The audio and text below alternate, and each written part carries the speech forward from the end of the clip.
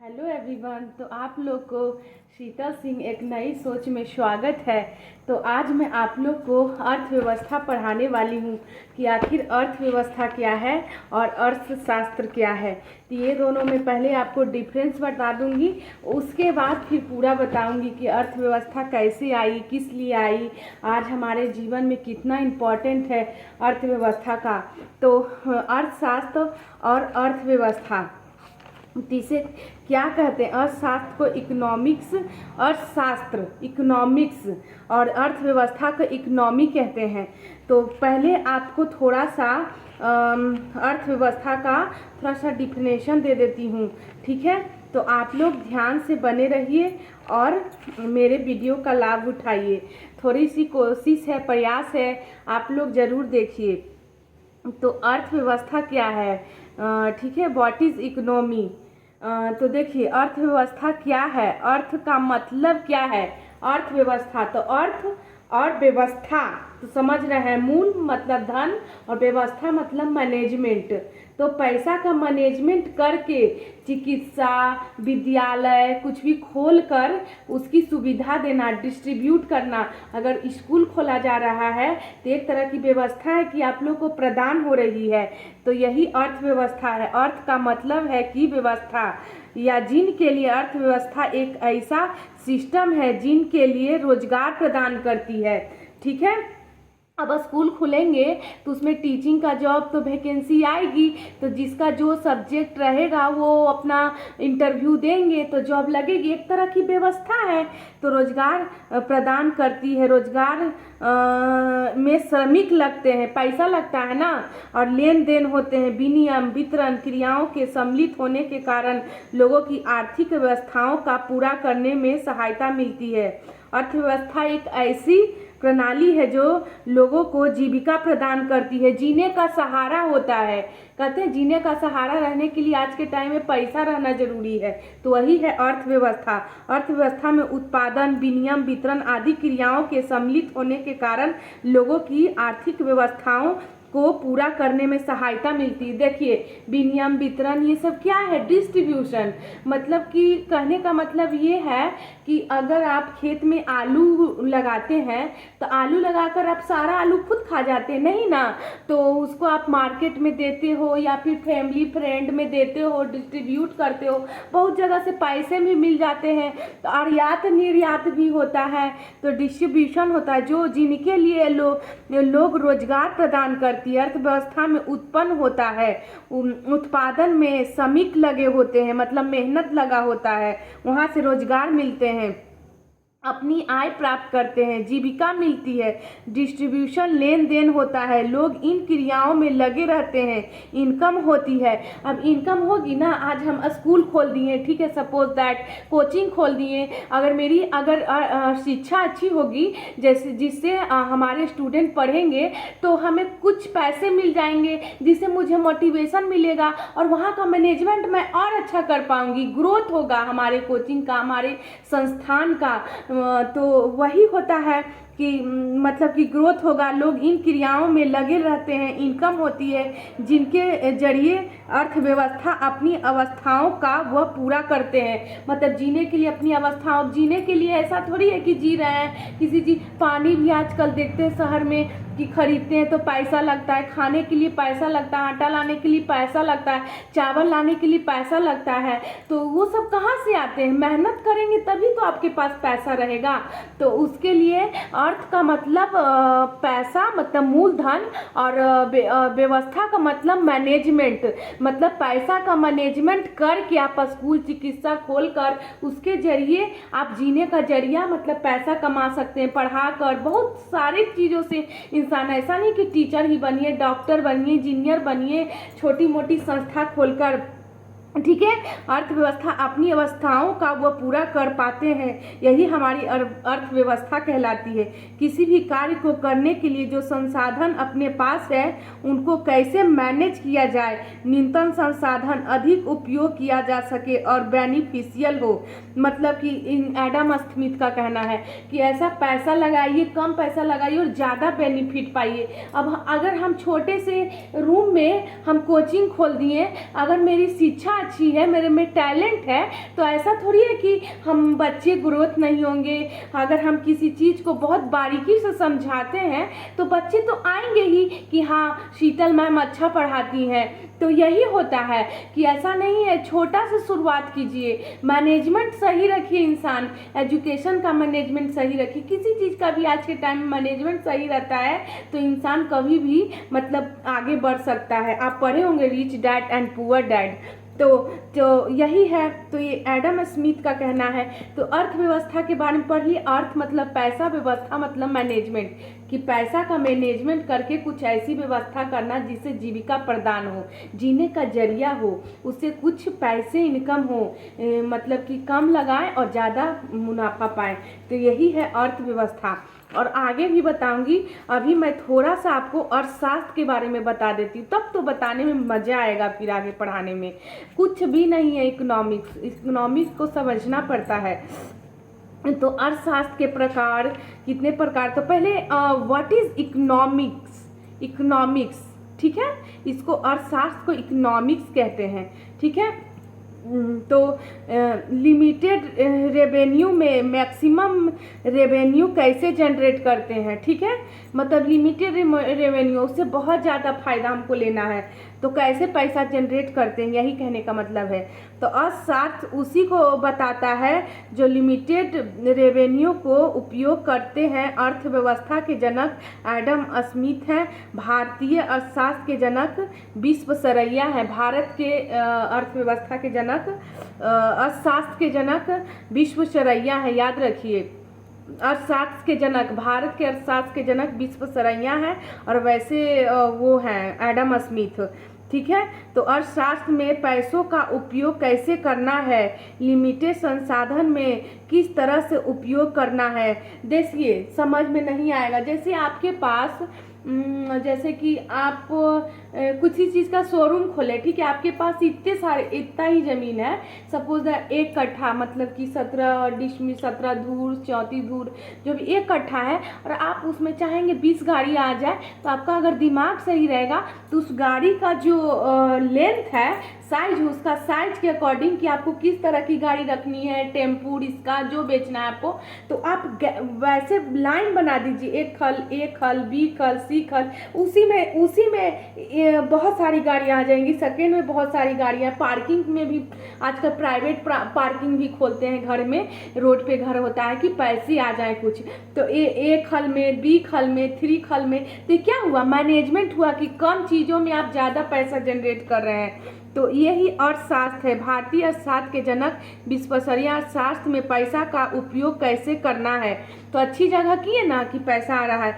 Limited संसाधन में किस तरह से उपयोग करना है, बहुत कम संसाधन में। अर्थशास्त्र बारीकी से किसी चीज़ के बारे में बताता है। अर्थशास्त्र क्या है, अर्थशास्त्र इकोनॉमिक्स, जो कि ग्रीक के 2 शब्द ओकिक्स और निमोनिक्स से मिलकर बना है और इस ग्रीक शब्द को हिंदी में गृहस्थी प्रबंधक कहते हैं।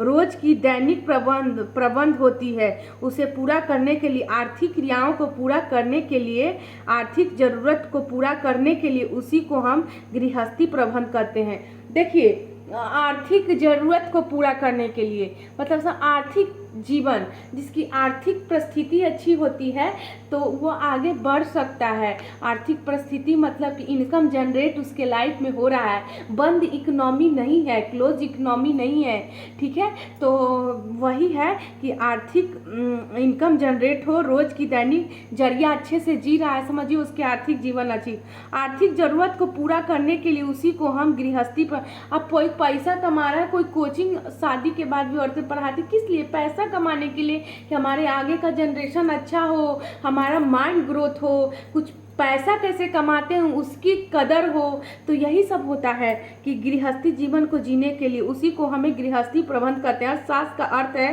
अर्थ प्लस शास्त्र, अर्थशास्त्र अर्थ धन और शास्त्र विज्ञान, धन का विज्ञान, ठीक है। अर्थ का मतलब धन, शास्त्र का मतलब विज्ञान, धन का विज्ञान है अर्थशास्त्र, और अर्थव्यवस्था है धन प्लस मैनेजमेंट उसमें, और इसमें धन प्लस विज्ञान, धन का विज्ञान। अर्थशास्त्र इक्वल टू धन का विज्ञान। अर्थशास्त्र की परिभाषा, अर्थशास्त्र अर्थशास्त्रियों ने अर्थशास्त्र को इस प्रकार परिभाषित किया है, सामाजिक विज्ञान की वह सारण जिसमें वस्तुओं व सेवा के उत्पादन के विनिमय, वितरण एवं उपयोग का अध्ययन किया जाता है। अर्थशास्त्र के पिता कौन है? तो सन 1776 में एडम स्मिथ ने अपनी पुस्तक लिखी एन इक्वी into the nature and causes of the wealth of nation.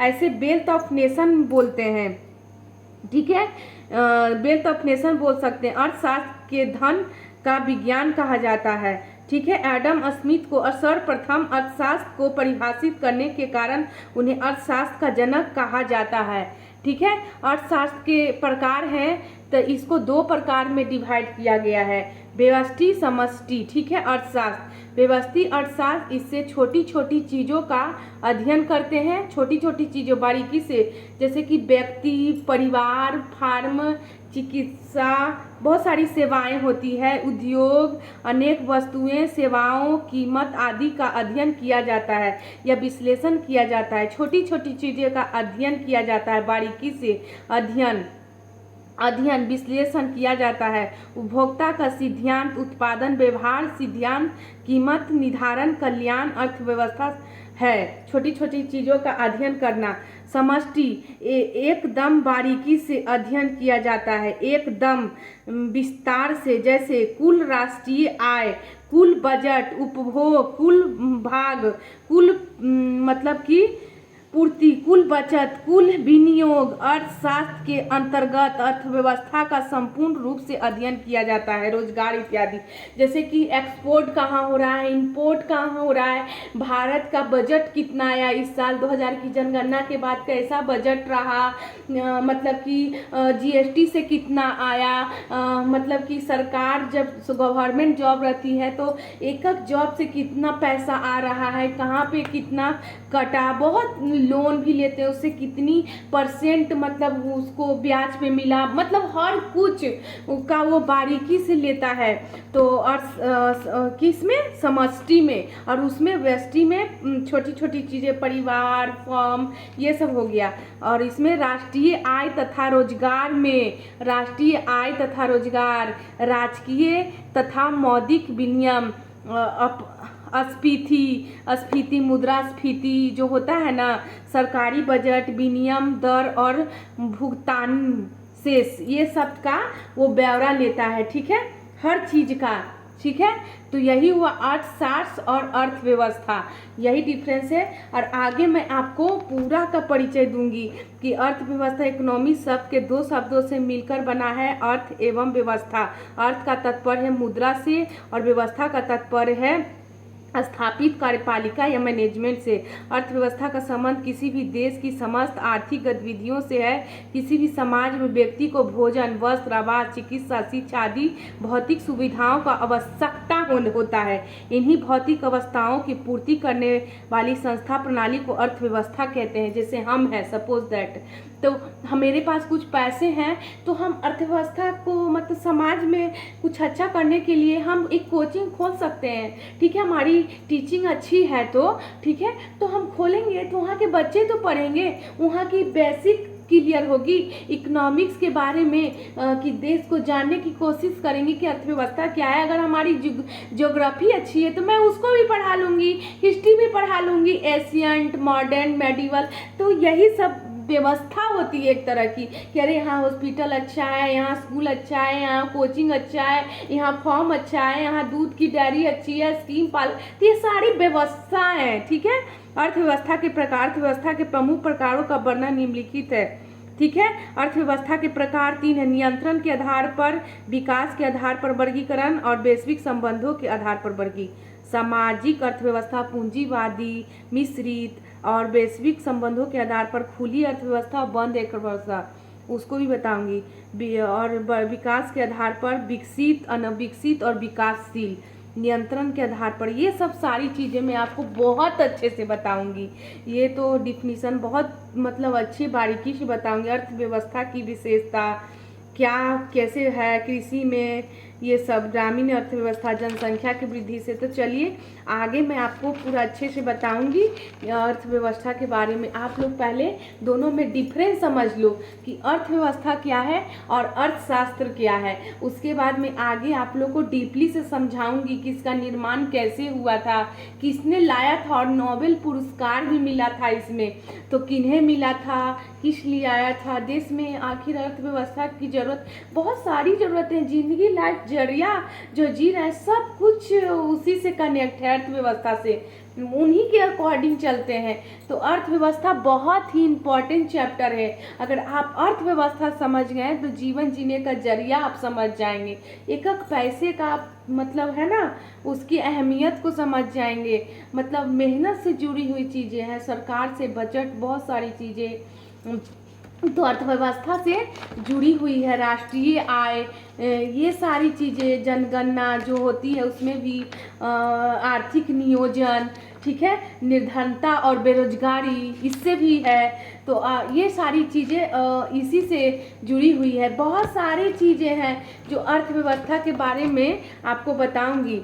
तो पहले आप क्लियर कर लो अर्थव्यवस्था परिचय, राष्ट्रीय आर्थिक नियोजन, निर्धनता, बेरोजगारी, ग्रामीण नगरीय विकास, कृषि, उद्योग एवं औद्योगिक नीति, मुद्रा क्या है, मुद्रा के प्रकार क्या है, लोक वित्त। तो चलिए आपको विदेशी व्यापार भुगतान, ये सारी उदाहरण। चलिए ठीक है, विदेश में आज बहुत सारे एक्सपोर्ट इंपोर्ट हैं, उसकी भी जीएसटी लगती है, कैसे क्या होता है, बंद इकोनॉमी कहाँ की है, खुली इकोनॉमी कहाँ की है। तो चलिए गाइज, अर्थव्यवस्था और अर्थशास्त्र में आप लोग को समझ में आ गया होगा। Okay, thank you so much. आप लोग मेरे वीडियो को लाइक एंड शेयर ज़रूर कीजिए, जिससे हमें मोटिवेशन मिलता है कि मैं भी लाइफ में कुछ कर सकती हूँ।